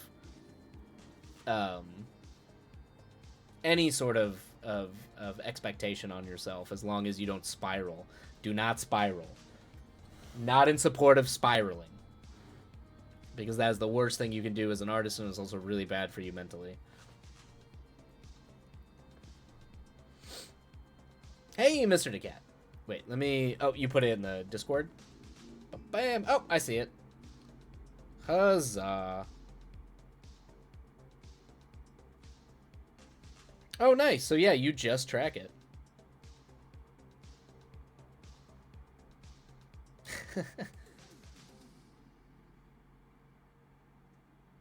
Oh, that's good. That's... Oh, yeah, that's a smart... So you just have it, so it's almost like a data journal. That's cool. It's just like specs for the day, but it does help you keep track. I do like the "How are you feeling" edition that you were talking about, Moon Runes. I feel like you definitely need the "How do you feel today?" When I was doing because I do a lot of meditation, but I have noticed like for timers, like the bells and stuff like that. I do notice that they have the "How do you feel today?" like happy face, sad face, medium face things. I don't know, it just always makes me laugh it's like a way of tracking your moods. I can see how it's helpful, like a nutrition or a food diary for the mind. I will be so very honest. Some days it hurt my brain to write, and if I possessed the self-control to stop for a day and pick it up again, I would. Oh, but you fear that if you stopped, you would never start again. That you just lose the momentum. I don't know. It might not be the most justifiable fear, but I do understand that fear. Yeah, you do there is kind of the... When I was always really bad at journaling. I tried to be a good journal, like writing like a journal or a diary entry every day. And I always like picked it up, would do it every day for 6 months, and then never touch it again for years. And for whatever reason, the only way I was able to get it to stick was actually the opposite of that, Ghostly. It was where I like kept telling myself I didn't have to do it every day. And that's how I've kept it up now for like, I guess, 2.5 years now, 3 years. Consistently writing in a journal that often. I think I've now filled like 3.5 journals. But for whatever reason, it's like, I think it was like, I would be like, I have to do this every day. I wouldn't do it, and then I'd be so hard on myself about not doing it, or like feeling like a failure, I would just abandon it. Instead of being like, yeah, if you miss a day, then you can always come back to it the next day. And that, for whatever reason, giving myself mentally that latitude actually helped me keep it consistent.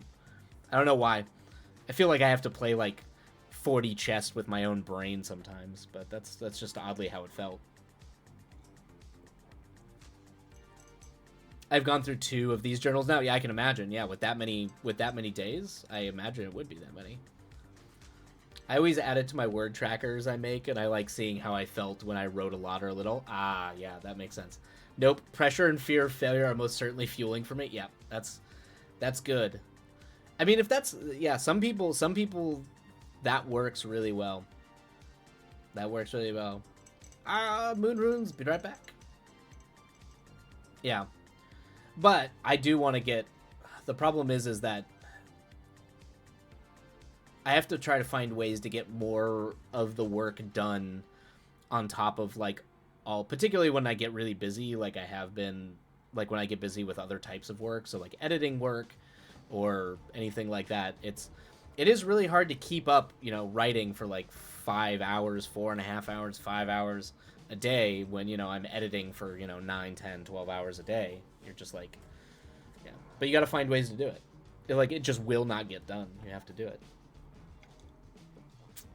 Ghost, I cannot believe I have created a challenge. I mean, it shouldn't be that shocking, Ghostly. What you have done to yourself is itself a challenge. Hey, where's Local Cryptid? Welcome in. What's worked for me is seeking weekly or monthly goals. Daily goals do not work. Do not work when you're chronically ill. Yeah, exactly. You got to give yourself grace. Yeah, that's this is insane to me. Yes, referring to the challenge. Yeah. I think we've created the Ghostly challenge, which is going to be an insane challenge. I mean, I'll try it, and I think it sounds like Moon Runes is going to try it too. But yes, that is. I got more done when I approached it like you did, Cryptid, than I did. Than the everyday it has to happen because of that. Because I also think I sometimes can get a disposition for depression and like anxiety, which is very crippling to write, to work with. So it's very easy to be like, if you don't do it every day, just being like, oh, I give up. It's terrible. I'm just going to lay down and die now. Not saying that I do that, but it's, that's like the hyperbolic version of that. But go say, I must go get food. Of course. Go get food. Go get delectable food. I actually need to cook myself something. I'm going to see a movie after stream today, and a movie I am very much looking forward to. Since I figure it's going to be dead because Super Bowl's happening right now, and I figure everyone's going to be out at like the bars or out watching the game. So I figured today was a good day to venture out to go see a movie. But I need to make myself food before I go see it. I'll probably do that right after stream. But it's going to be a movie about it's called Perfect Days, and it is about a Japanese man who cleans toilets in Japan.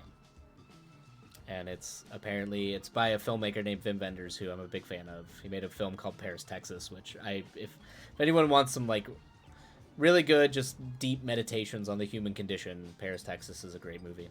So I'm gonna go see his new movie, and the actor who plays the main character in that is one of my favorite Japanese actors, and he's in a film that is I think one of the greatest films ever made. It's a kind of brooding horror film, but it's not horror like blood and guts, short like torture, shock, scare horror movie, like a thriller mystery with a deep sense of existential dread. But it's called Cure, and if you want a horror film that is probably one of the greatest films ever made about deep existential questions about what it means to be human, highly recommend it. But he's the main character in that one. He's the main star of that movie too, so very excited. Very excited. Same. I struggled to write for most of last year, so getting back on track has been rough. But I'm trying to be kind to myself with it. I'm here. I'm at least excited by the work. That's the biggest thing is being hopeful and finding joy in the work. In the craft of it and the work of it and the act of writing. I had a pretty bad bout of depression that lasted for about 3 years, probably all said and done, probably about 2.5, 3 years. And that was a thing I had to focus on more than anything during that period, because it just, if you've had depression or that kind of depression, it's one of those things where like even the things that you love, you find no joy in. And it's a real struggle.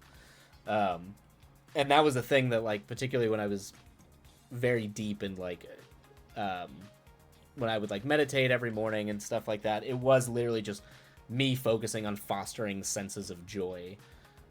in the things that I used to enjoy. And you kind of find out what things kind of latch onto. And it took a while. I think you definitely need to give yourself kindness, time, and understand that even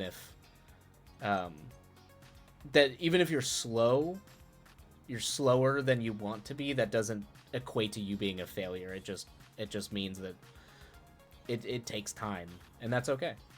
Because everybody's different. You can't like universally judge everybody by a singular metric, which I have a bad habit of doing. And I still do it to this day when I joke about Ridley Scott making his first feature film at 39. I'm clearly still like clocking am I too old for this kind of thing. But, don't do that. I do it all the time. Don't do it. It's bad for you. We're all different and under different and operate differently under different circumstances, so one cannot be held to the standard of another.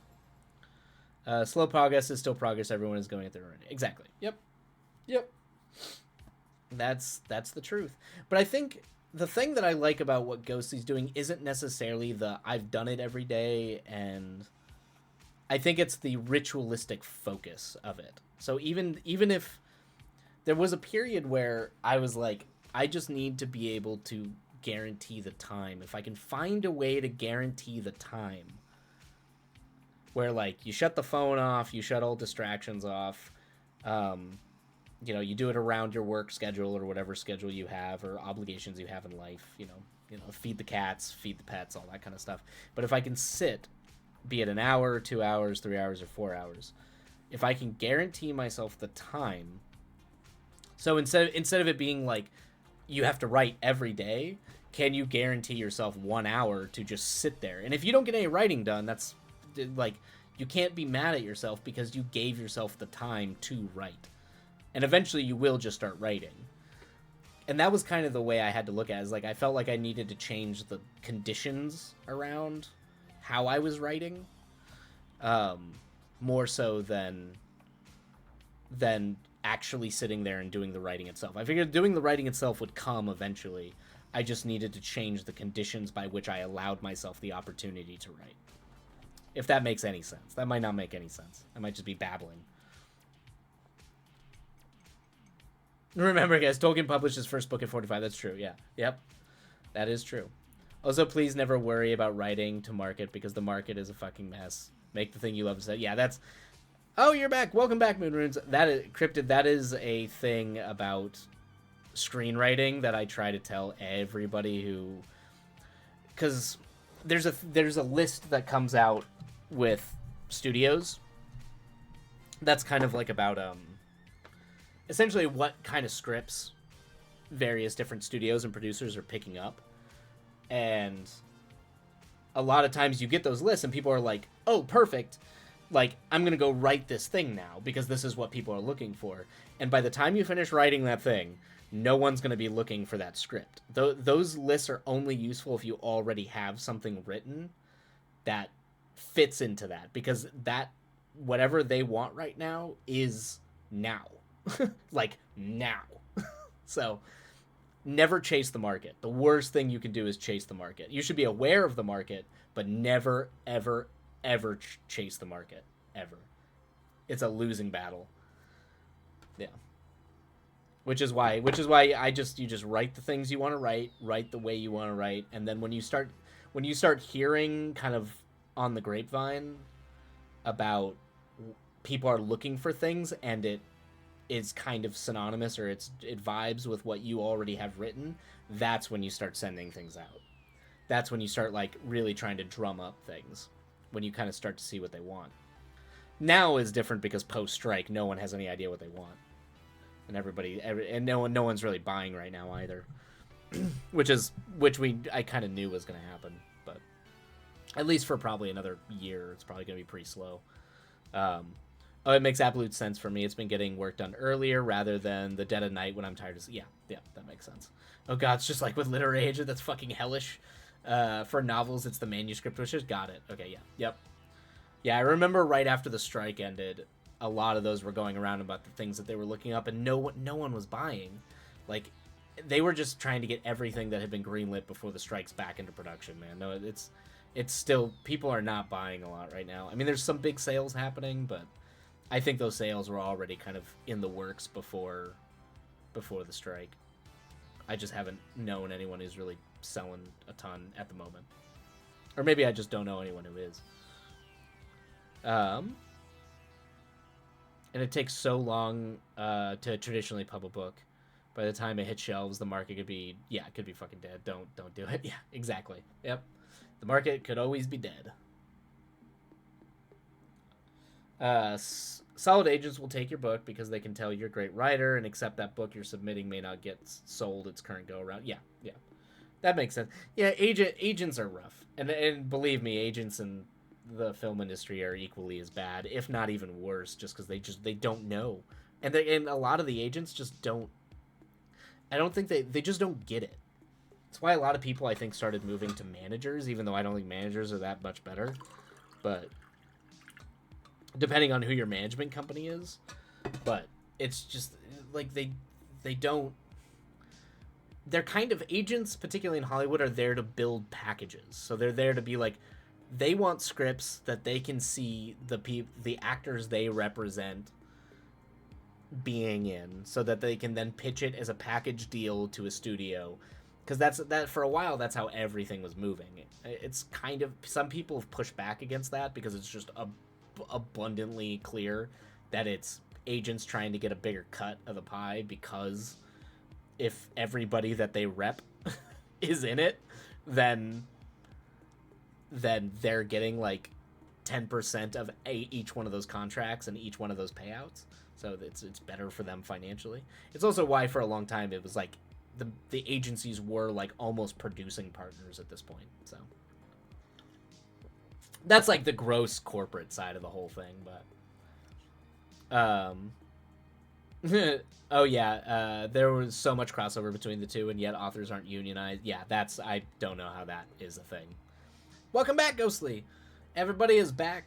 We've dallied now into the more like refined corporate money making side of the writing process, which is just don't chase anything. Write the things you're passionate about, and you'll be just fine.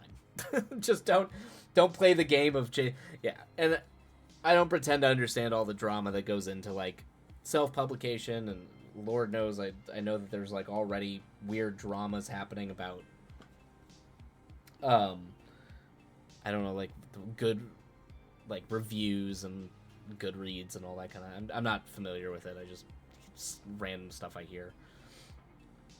Bows, thank you. I'm back. Ghostly, oh ew. Yeah, the stuff that has nothing to do with the passionate part of why any of us write.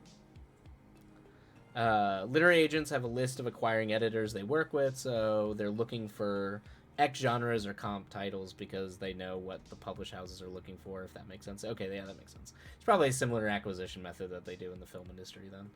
Same thing. But yeah. Yeah, the biggest thing is just write the things you're passionate about that you want to write, and the rest of it, I think the idea of being aware of what is selling is only relevant if you start to hear things that are similar to what you've already have written are selling, because then it gives you a chance to be like, oh, I have something that sounds kind of like what people are looking for, so here's the thing. If you want to get traditional publishing, look for agents who work in your genre and be sure they have sold things. Yeah, exactly. Yeah. Ghostly, I'm going to shove my work down publishers' throats until they vomit and accept that they will take me. Ghostly, you're going to be you're going to be the person who just like comes in on a zip line on like on the 40th floor, busting through the window like Batman with a manuscript and just slamming it down on their table after like just being like, you are going to read this. That's how I imagine you pitching to a management company or an agency, Ghostly. Exactly, and those can be your comp titles for pitching. Exactly.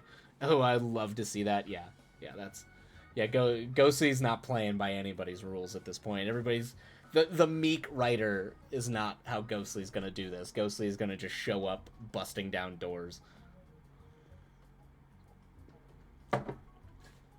know your market to market your work, but don't let it freak you in the sense of, oh, it's been done. Done. I can't do it. Yes. Yeah. Exactly. Yeah. Well, the whole thing is everything's already been done, but not by you. The whole point is you need to do it. It's they want your take on it. So tell the stories that you're passionate about and that you love. That's the most important thing. Ghostly, I take no shit. They will accept that my book will be the next best thing, or they will perish. That's why we love having you here, Ghostly. You take no shit, and yeah, exactly. Respect Kool-Aid Man. That book, yeah. Ghostly might actually be the Kool-Aid Man. The more I think about it, I think Ghostly might just that might be why Ghostly is always like, everyone thinks I'm a person. It's like Ghostly's not actually a human being. Ghostly is the Kool-Aid Man.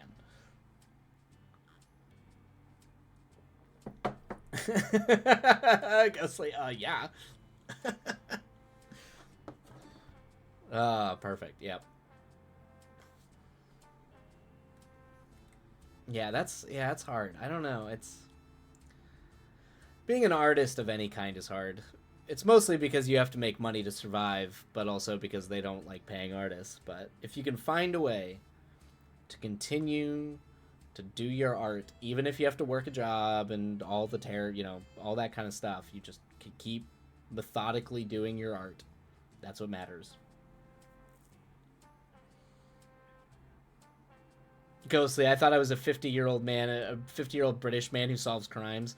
Yeah, but that's changing now. We don't know what you might. A 50-year-old British man who solves crimes does not break down the door on a zip line.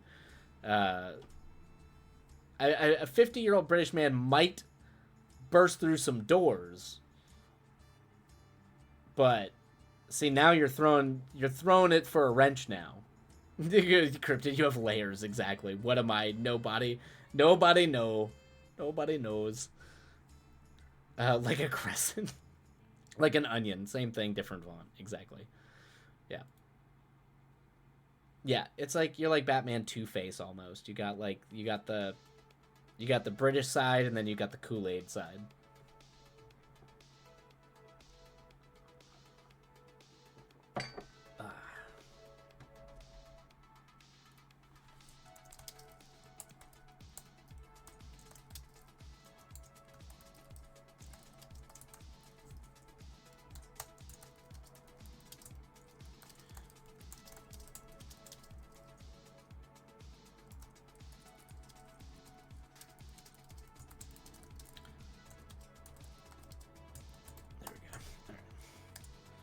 Get down. Get some random things written down.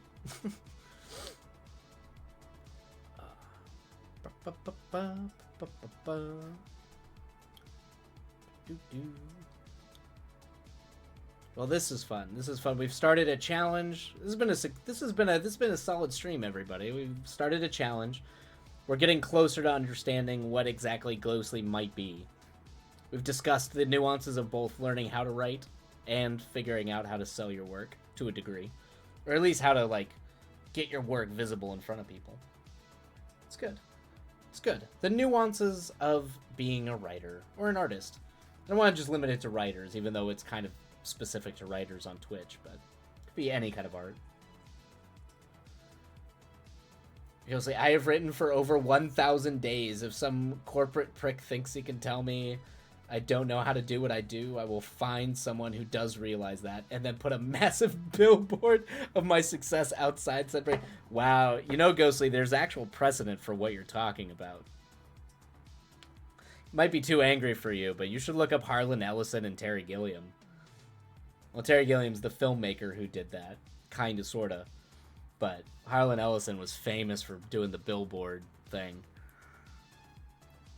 Harlan Ellison is like one of the greatest science fiction writers who's ever lived, and is also just a famous curmudgeon and a grump. I'm gonna try to have the challenge sheet tomorrow before work. It shouldn't take me that long. Moon Runes, I adore you. Thank you so much for doing that, because I think it would be great to have both for the stream and also on just the Discord community. So if people want to use it, they can attempt the Ghostly challenge. It is a thing of legend on the stream. So, Moon Runes, you are a treat. Yes. Moon Runes, utter delight. Where's local cryptid? Ghostly is the only way. It's kind of sometimes that's how it be. Ghostly does forge a path. Maybe forging a path for all of us to follow. Moon Runes, I'm excited to get started. I'm excited for it. So, I am absolutely delighted to see it. If anyone has any publishing questions, you're always welcome to send them my way, either here on Discord. Happy to help cut them through the crap. Yeah, I was like, you know a lot about that world, Cryptid, so people...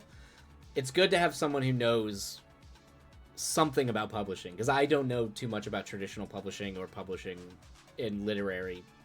I've had some short stories in collections, but that's as far as I've ever gotten, since I focus primarily in the film world.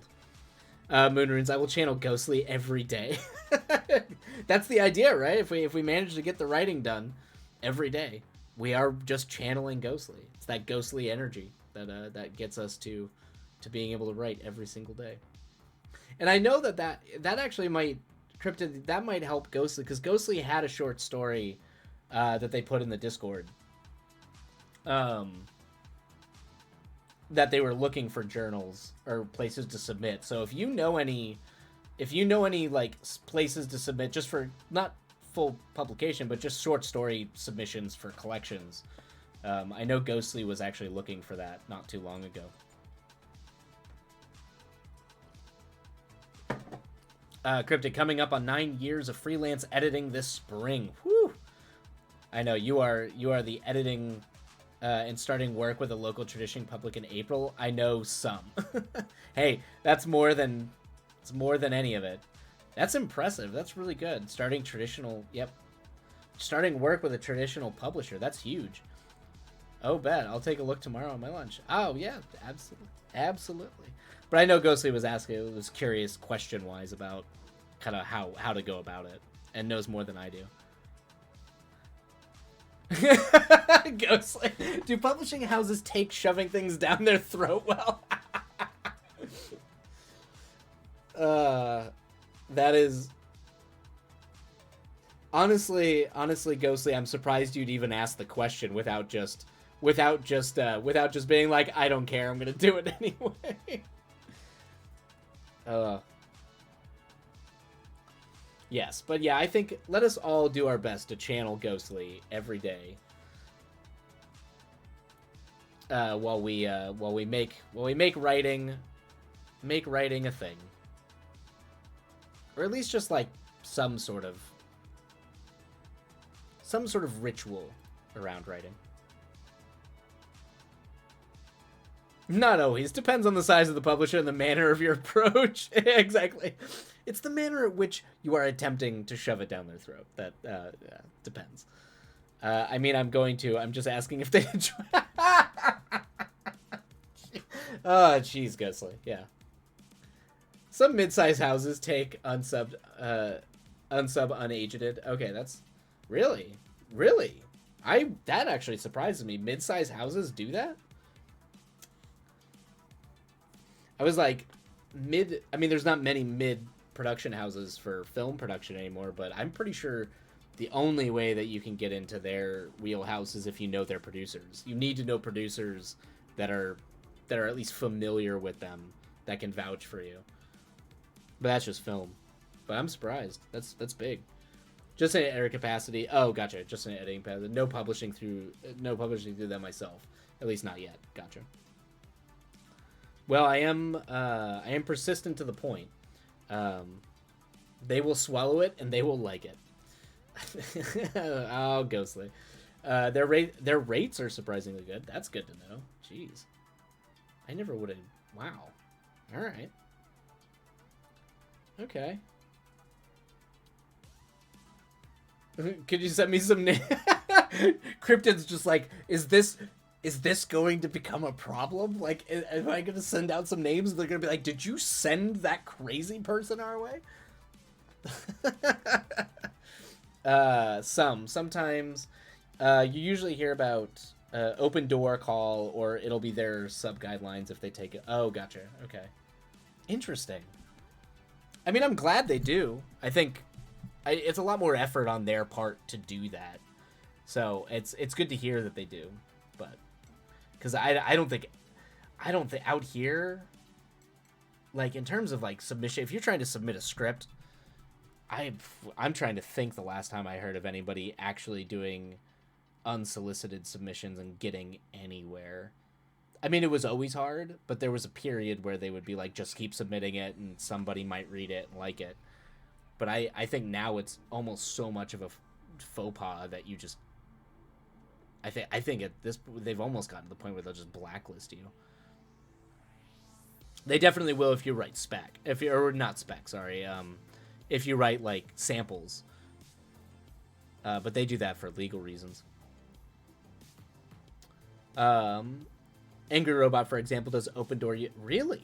Angry Robot doors that once a year. I did not know that. I only just started, so I don't know who's acquiring on what line yet. Ah, okay. Okay. Alright. Okay. Alright. Well, everybody, I think with that, before the next round of ads hit, I am going to have to go get ready to go to my movie. So I am going to have to bring our Sunday Hangout stream to a close. But this has been delightful. I wasn't quite sure how this was going to go, but I absolutely loved getting to chat with you all about all this kind of stuff. Ghostly, I will attempt to find an agent editor, but I do not know how successful the escapade would be. I mean, just keep trying. Keep trying. And someone like Cryptid would know that wheelhouse, so like they're probably going to have a lot more insight into how to go about it and what the best ways to do it. So. But yeah, I talk in the Discord, please, or just if people end up helping other people out, it's always makes me the utmost. That just makes me giddy inside when people can help each other be better artists and also find some semblance of success or an audience somewhere. Yeah, it was fun. Good. I'm glad. I hope everybody had fun. I want to do this more often. Just like it'll be a weekend thing because I want to keep the weekday stuff to the writing sprints productivity side of things. But yeah, I figure Sundays we maybe just hang out, chat, maybe play a game or something. But kind of a chill time. But I had a blast. Love talking to all of you, and as always, I love and adore you all. Yes, I'm sure I will be ranting about the movie next week. So, and I think streams, in theory, should be back to normal. So it should be a Tuesday stream and a Friday stream. As far as I'm aware, my schedule should be normalized at this point. So I'm hoping that the stream days are consistent for the most part here on out. So, all right, well, I'm going to duck out for the day. But I have absolutely loved chatting with you all. I hope you all have a wonderful rest of your weekend. And, yeah, we'll catch you all next time. Let's say appreciate publishing emails are slower. Yeah. Okay. All right. Love you all. Take care.